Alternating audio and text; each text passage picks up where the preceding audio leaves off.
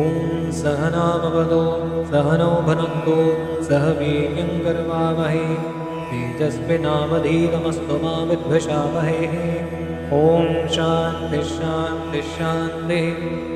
ॐ सहस्रशीर्षं देवं विश्वाक्षं विश्वशम्भुवं विश्वं नारायणं देवमक्षरं परमं पदं विश्वतः परमान्नित्यं विश्वं नारायणं हरिं विश्वमेवेदं पुरुषस्तुत्यमुपजीवति पतिं विश्वस्यास्नेश्वरं शाश्वतं शिवमच्युतं नारायणं महाज्ञेयं विश्वात्मानं परायणं नारायणपरो ज्योतिरात्मा नारायणं परः नारायणपरं ब्रह्मतत्त्वं नारायणः परः नारायणपरो ध्याता ध्यानं नारायणं परः यच्च किञ्चित् जगत्सर्वं दृश्यते श्रूयतेऽपि वा अन्तर्बहिष्टतत्सर्वं व्याप्य नारायणस्थितः अनन्तमव्ययं कविगुं समुद्रेन्तं विश्वशम्भुवं पद्मकोशप्रतीकाशकं हृदयं चाप्यधोर्मुखम् अधोनष्ट्यावितस्यान्तेनाभ्यामुपरि तिष्ठति ज्वालमालाकुलं भाति विश्वस्यायतनं महत्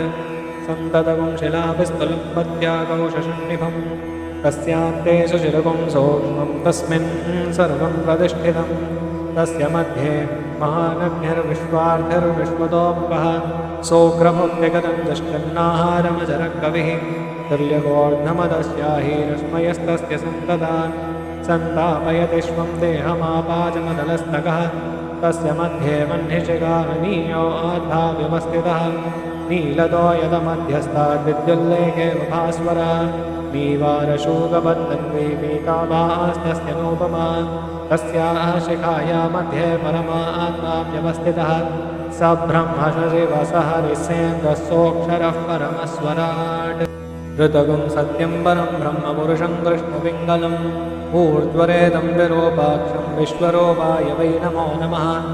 ॐ नारायणाय विद्महे वासुदेवाय धीमहि तन्नो विष्णुः प्रचोदयात्। ॐ नारायणाय विद्महे वासुदेवाय धीमहि तन्नो विष्णुः प्रचोदयात्। ॐ नारायणाय विद्महे वासुदेवाय धीमहि तन्नो विष्णुः प्रचोदयात्। ॐ शान्तिः शान्तिः शान्तिः।